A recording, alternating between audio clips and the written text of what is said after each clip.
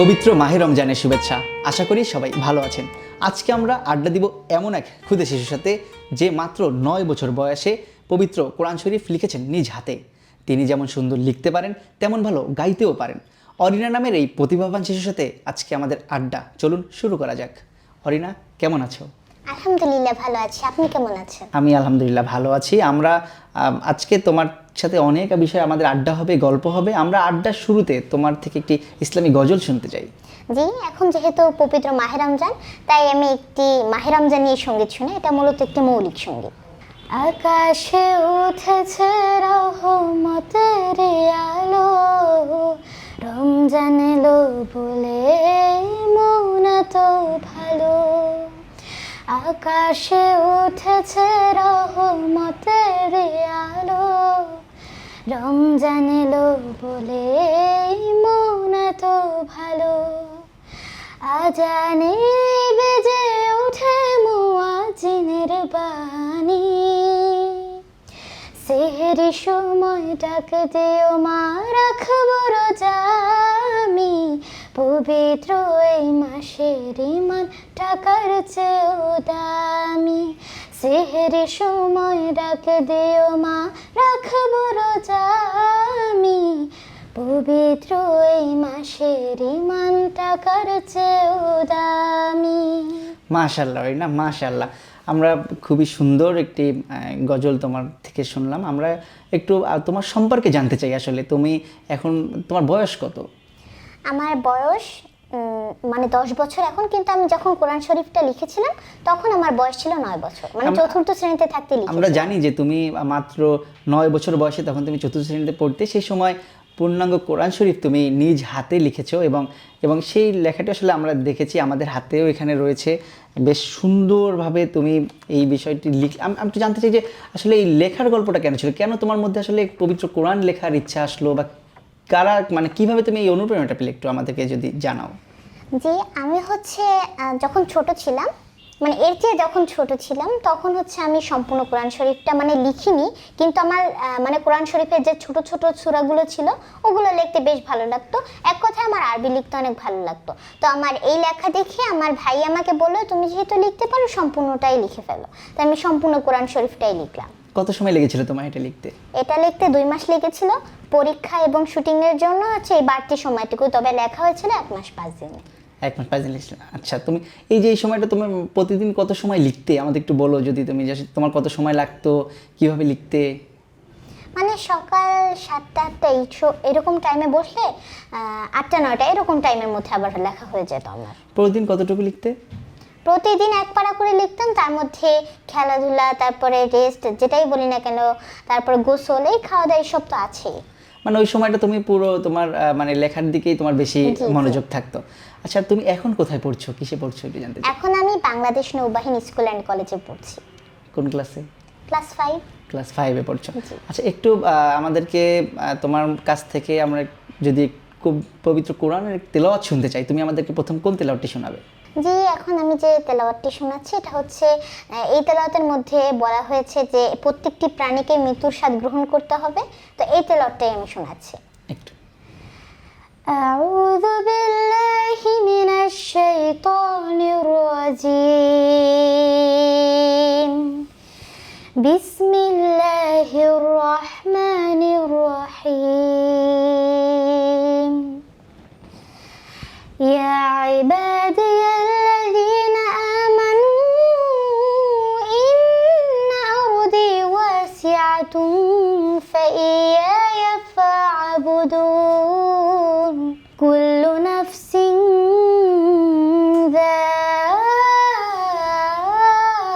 যায়িকাতুল মাউত। কুল্লু নাফসিন যায়িকাতুল মাউত সুম্মা ইলাইনা তুরজাউন। والذين آمنوا وعملوا الصالحات لنبوئنهم من الجنة غرفا تجري من تحتها الأنهار خالدين فيها نعم أجر العاملين সাদাকাল্লাহুল আযীম। হ্যাঁ, আমরা বিভিন্ন সময় তোমার এই তেলাওয়াতটি আসলে শুনেছি, তুমি বিভিন্ন সময় এই তেলাওয়াতটি করো। একটু আমাদেরকে সবসময় এই তেলাওয়াতটি কেন তুমি বেছে নাও, বা এটি তোমার এত কেন পছন্দ, আমাদেরকে একটু যদি জানাও। পছন্দের কারণ হচ্ছে এই সূরাটাতে প্রত্যেকটা প্রাণীর মৃত্যুর স্বাদ গ্রহণ করতে হবে, এটা বলে দেওয়া হয়েছে। এবং এই সূরাটি শুধু আমি নয়, এই সূরাটি যেই তেলাওয়াত করবে না কেন তার হচ্ছে এই সূরাতে যেহেতু মরণের কথা বলা হয়েছে, শুনতে খুবই ভালো লাগে, তাই সবাই এই তেলাওয়াতটি শুনতে পছন্দ করে।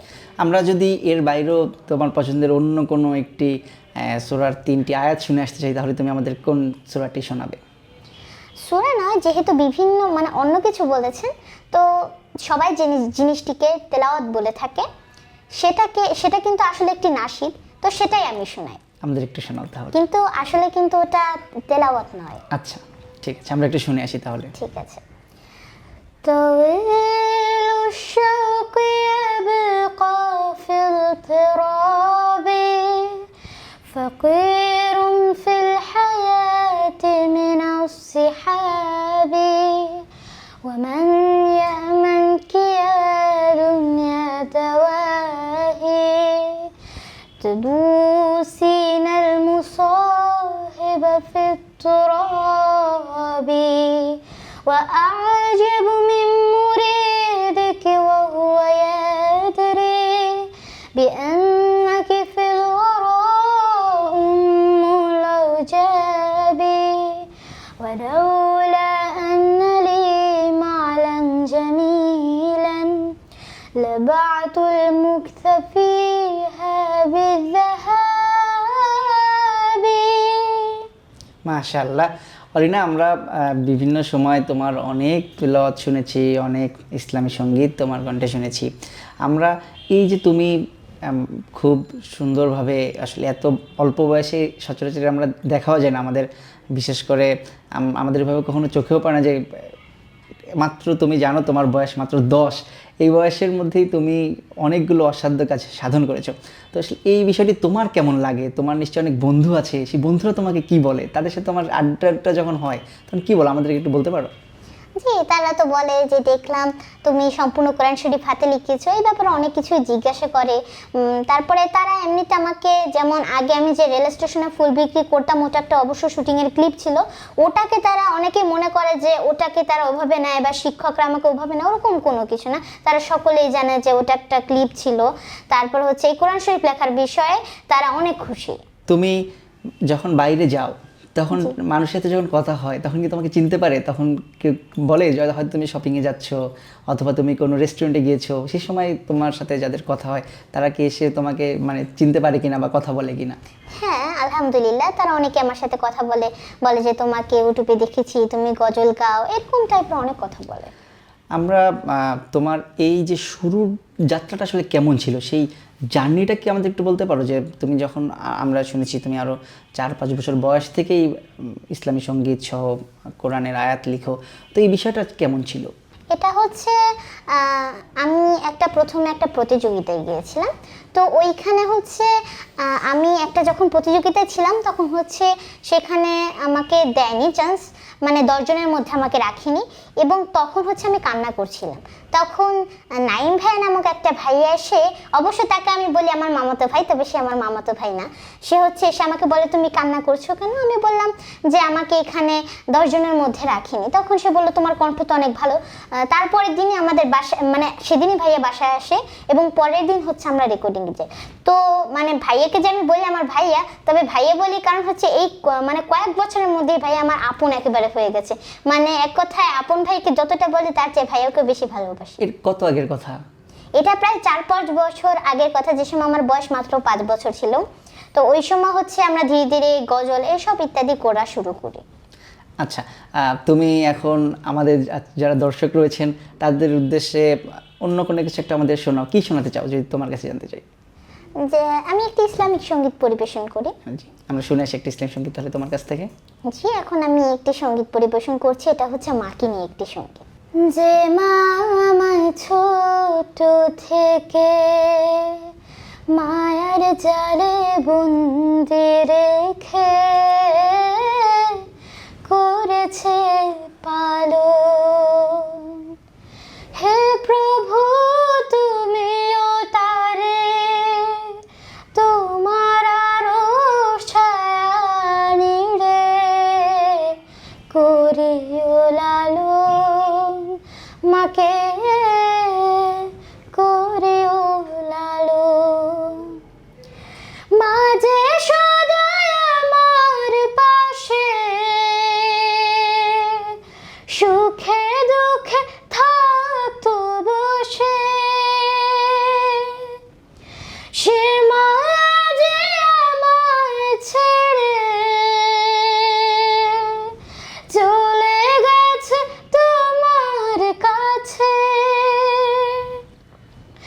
হে প্রভু তুলেছি হাত, তুমি তারে দাও গো নাজাত,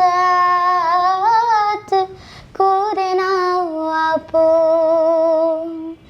হে প্রভু তুমিও তারে তোমার আরশায়া নিড়ে করিও লালন, মাকে করিও লালন। অরিনা, মনটা ভারী হয়ে গেল আসলে। মাকে আমরা নিশ্চয়ই সবাই অনেক ভালোবাসি, কিন্তু আসলে উপলব্ধি করা হয় না। তবে পৃথিবীর সব সব মায়েরা ভালো থাকুক, এটা আমাদের দোয়া প্রত্যাশা। আমরা একটু তোমার থেকে তোমার পরিবারের কথা যদি জানতে চাই, কে কে আছেন তোমার পরিবারে? আমার পরিবারে হচ্ছে মোট 4 জন, কিন্তু আমার যে বড় বোন তার অবশ্য বিয়ে হয়ে গেছে, তবে এর জন্য আমাদের বাসা ওইভাবে মানে আসলেও মানে ঘরের সদস্য হিসেবে ওইভাবে আসে না। আচ্ছা, আর কে কে আছেন তাহলে? তোমরা একসাথে কে কে থাকো? একসাথে হচ্ছে আমরা 4 জন থাকি, আমি, আমার আব্বু আম্মু এবং আমার দাদু। অরিনা, আমরা একটু তোমার সম্পর্কে জানতে চাই। তুমি ভবিষ্যতে নিশ্চয়ই কোনো স্বপ্ন তোমার রয়েছে, সেই স্বপ্নটা আসলে কি? তুমি কি হতে চাও বড় হয়ে, এটা একটু আমাদেরকে জানাও।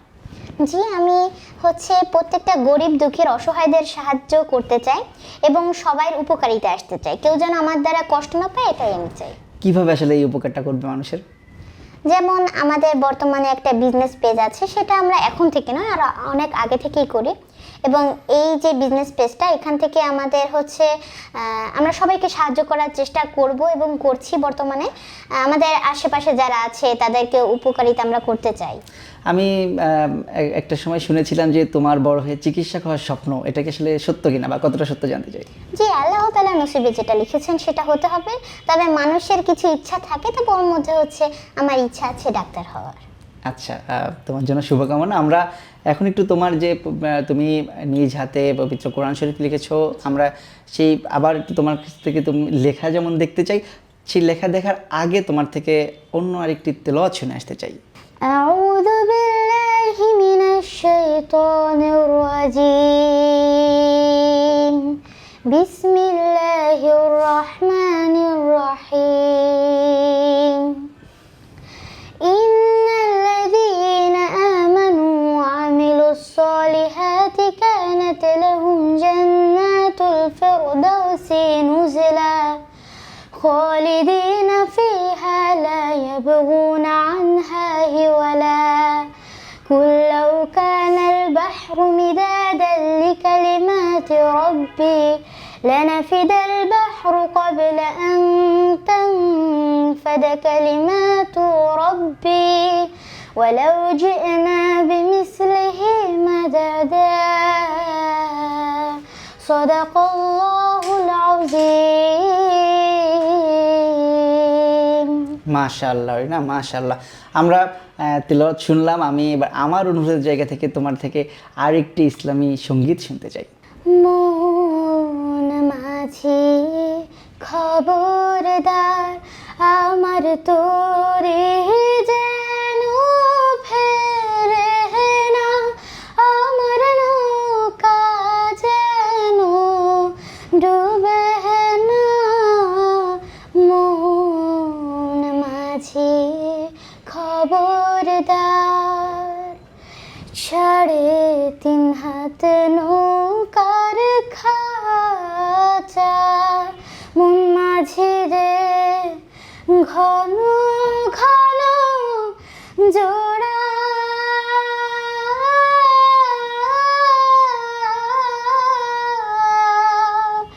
সে নৌকা খান বাইতে আমার তো মন মাঝি রে হার হইল গুড়া রে। মন মাঝি খবরদার। অরিনা, আমরা এত সময় তোমার কণ্ঠে একই সাথে যেমন পবিত্র কোরআন থেকে তিলাওয়াত শুনলাম, তেমনি হামদান শুনেছি। আমাদের দর্শকদের তোমার যে গল্প, এই গল্পটা শোনালে আমরা আসলে জানতে পারলাম কিভাবে তুমি এত দিন একটা বড় একটা পথ তুমি আসলে অতিক্রম করে এই জায়গাটিতে এসেছো। তোমাকে আবারও আমাদের পক্ষ থেকে ধন্যবাদ। দর্শক, অরিনা সাফা খান খুলনার খালিশপুরের মেয়ে। আজ থেকে বহু বছর পরে আমরা তার সাথে আবারও বসতে চাই, তার সাথে আড্ডা দিতে চাই, তার গল্প শুনতে চাই। কারণ অরিনার অনেক স্বপ্ন রয়েছে। তার স্বপ্ন সাধারণ মানুষের পাশে থাকার, তার স্বপ্ন মানুষের মতো মানুষ হওয়ার। সে সময় পর্যন্ত মহান আল্লাহ রাব্বুল আলামিন আমাদের সবাইকে সুস্থ রাখুন। সবাই ভালো থাকবেন, সময়ের সাথে থাকবেন।